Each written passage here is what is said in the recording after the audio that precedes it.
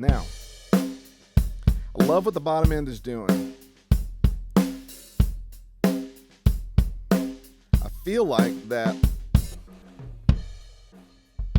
as much as I like that external mic, it's almost a little too long.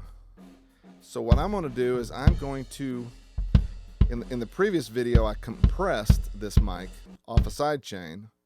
Now I'm going to go ahead and gate it, but I'm going to gate it off a side chain. Remember in the previous video when I was working with the bottom of the snare, I believe that was the one, I created this side chain here, or this send, this pre-fader send off the kick drum track. I'm going to use that to trigger this new gate that I have just introduced, bus 31. Select the side chain, and I'm going to make the attack fast. Okay, and I am going to give this thing some room, and I don't want it to cut that much either. 40 dB is a lot. I think, 10, 12, somewhere. That feels pretty good.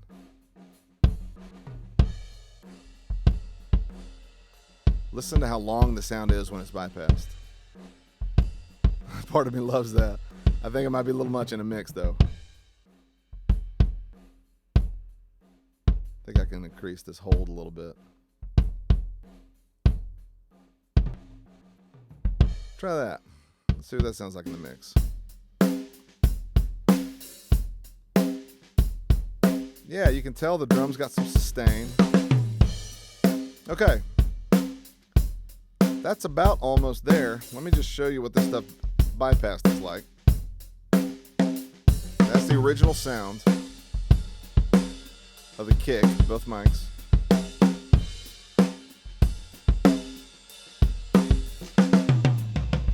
Okay, that's cool, but I do need some attack. And one of the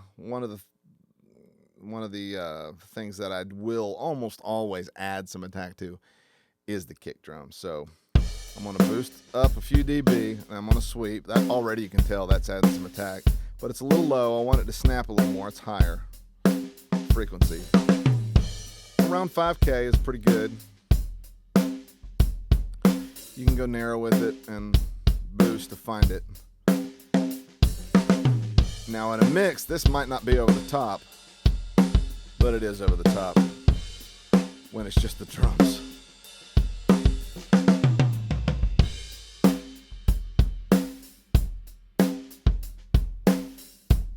So again, let me bypass that frequency.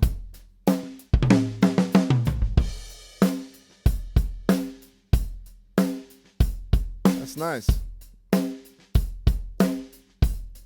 Might actually widen that Q a little bit. If you widen the Q, you can bring the level down because it's affecting more frequencies adjacent to the center frequency.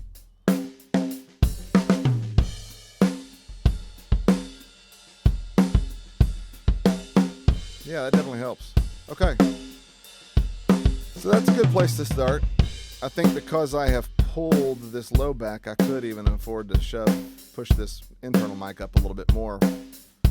Again, once you've changed the frequency spectrum a little bit of a signal, you can alter the level of it. And because I've pulled out some of the low mid and I've added some of the attack, but I want a little bit more attack, and because that low mid has been pulled out, I can actually afford just to push the fader up a little.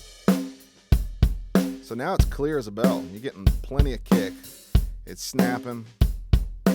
So now the question would be, what is the bass relationship with that? And I don't have one here to show you, so again, that requires further tweaking as you're actually mixing. But that gives you some tools to work with and some concepts to work with. So go mess with that. I hope that's helpful. This has been a long video, but I appreciate you listening to it.